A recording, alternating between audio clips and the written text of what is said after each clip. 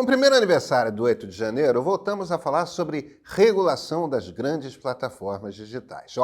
Se existe um consenso entre a maioria dos grupos políticos, é de que há algumas pessoas com ideias muito erradas por aí. Alguns vão chamar de marxismo cultural. O que os professores ensinam aos nossos filhos precisa ser urgentemente controlado. Outros vão chamar de fascismo. O discurso de ódio precisa ser urgentemente controlado. Como sociedade, parecemos estar dizendo que há ideias que precisam ser urgentemente controladas. O que a gente não tem é um consenso a respeito de quais são essas ideias. O que é a regulação das redes, então? Uma disputa a respeito de que grupo vence em calar o outro?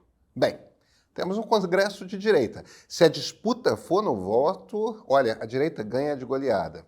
Com muita frequência, esse logo vira um debate sobre liberdade de expressão. Mas e se isso for um engano? E se o problema que abala as democracias não estiver nas ideias sendo expressas nas redes sociais? Porque pode existir uma maneira de regular as redes sem tocar na liberdade de expressão. Isso mesmo, sem tocar, inclusive, no direito de falar bobagem. Mas antes, vamos falar de conceitos? Em algum momento no passado, a gente chegou coletivamente à conclusão de que liberdade de expressão era bom para as democracias. Não é só que fomos utópicos, partimos do princípio de que poder falar o que pensa é um direito humano inalienável e pronto. A coisa vai mais fundo.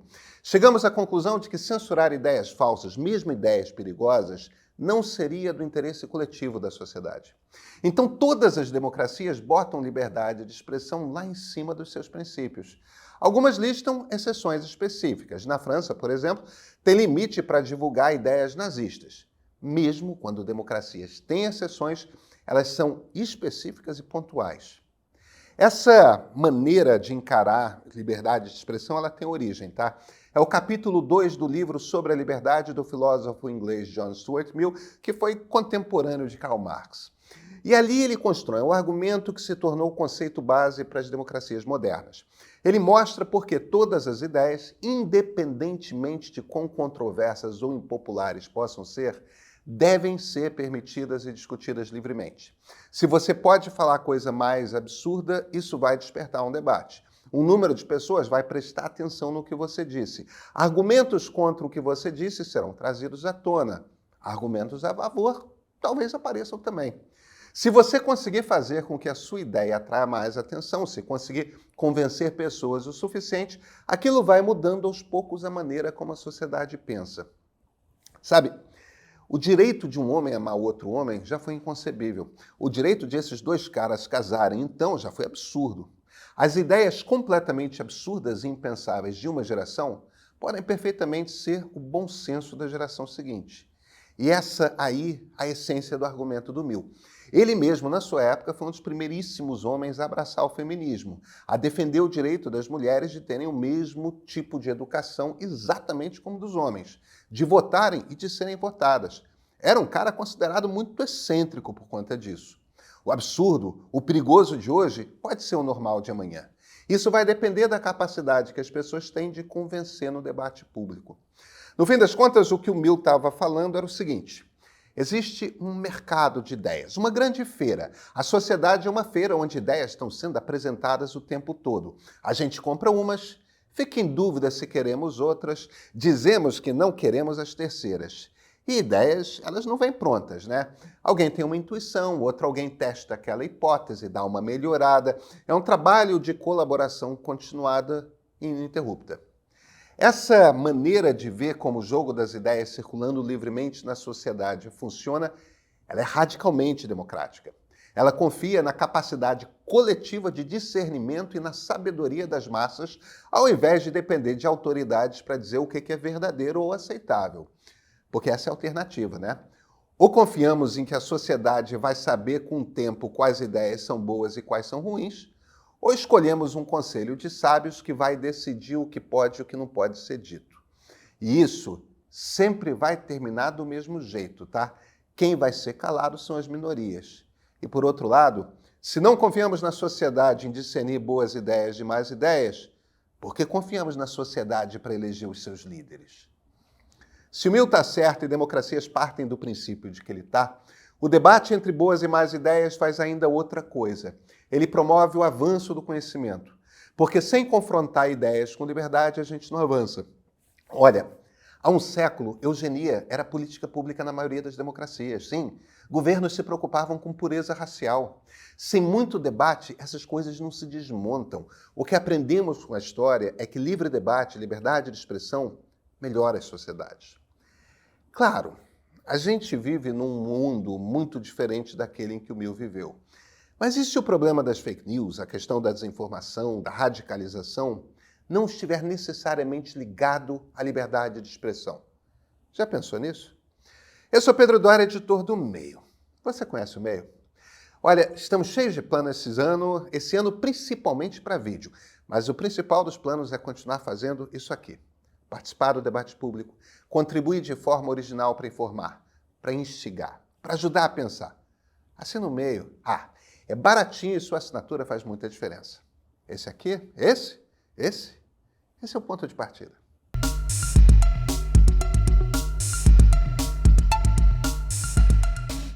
Vamos voltar aqui ao modelo do mercado de ideias do Mill.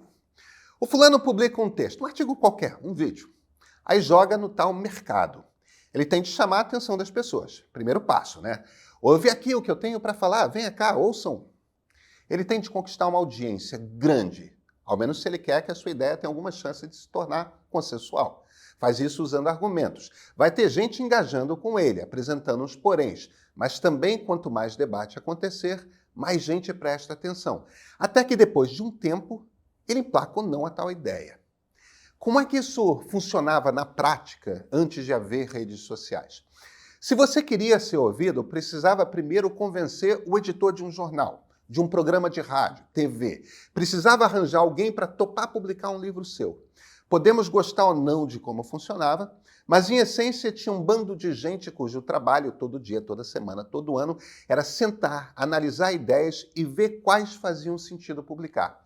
E esses jornais, rádios, TVs, editoras, todas eram concorrentes. Então tinha uma disputa, assim como tinha muito cuidado com reputação.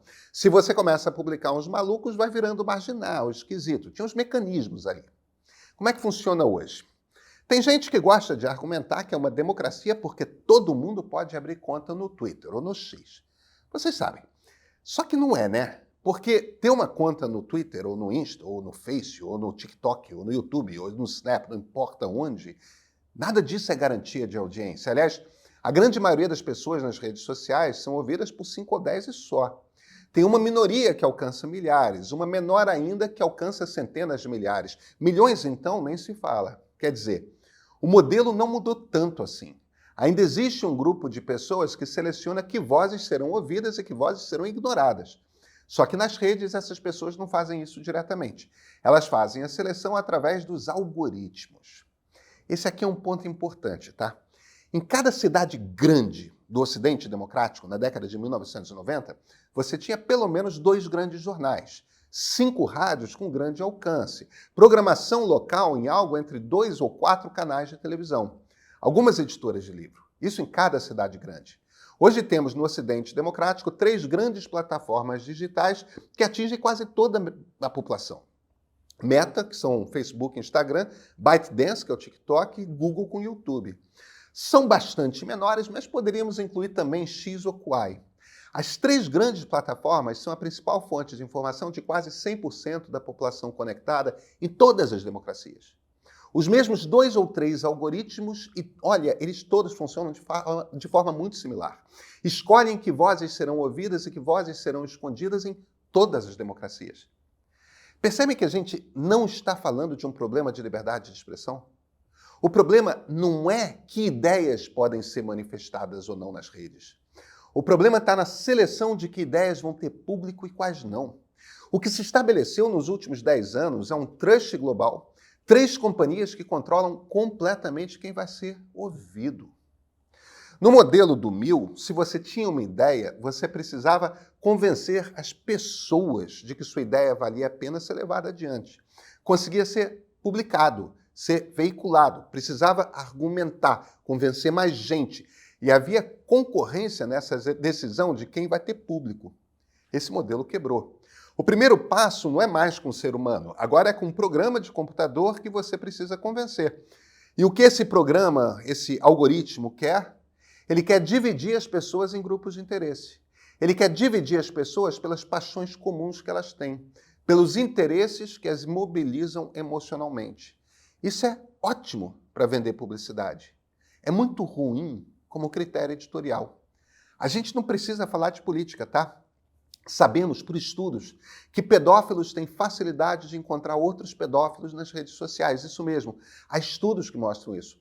Um deles, feito no ano passado pela Universidade de Stanford, foi comandado pelo cara cujo emprego anterior é justamente comandar a segurança da Meta. Sabemos que o tipo de conteúdo que é empurrado para jovens adolescentes nas redes leva a um aumento de distúrbios alimentares graves. Leva a aumento de meninas que se cortam, aumenta o suicídio. Sabemos que rapazes jovens são radicalizados em grupos terroristas islâmicos, de supremacistas brancos. Por quê? Porque, caramba, jovens inseguros que começam a se interessar por ideias ligadas à força já são logo expostos a esse tipo de conteúdo. Porque moças de 15 anos são muito preocupadas com seu aspecto físico. Vi um vídeo sobre isso, a rede já vende um segundo e um terceiro e cada vez mais radicais. O algoritmo só quer que você fique lá e fique lá e fique lá interessado. Sabe, o Mill compreendia que o mercado de ideias funcionava como um mecanismo de autocorreção na busca pela verdade, por mais difícil que seja definir o que é verdade. O problema é que o mercado de ideias foi regulado. Regulado, isso aconteceu. 3 grandes empresas regulam o mercado de ideias. Impuseram regras sobre quais ideias a gente vai ver. Nós não escolhemos livremente o que vamos ler ou assistir ou ouvir quando entramos numa rede. Um algoritmo escolhe usando nossas emoções mais basais como critério de escolha. O que resta a nós, a sociedade? Decidir se queremos regulação privada da nossa conversa ou se achamos que temos o direito de opinar sobre que critérios devem definir quais vozes serão ouvidas e quais não. Não se trata de proibir que alguém fale algo. Isso nada tem a ver com o problema, não é sobre liberdade de expressão. É termos uma conversa sobre quem na sociedade tem o direito de escolher quem terá audiência.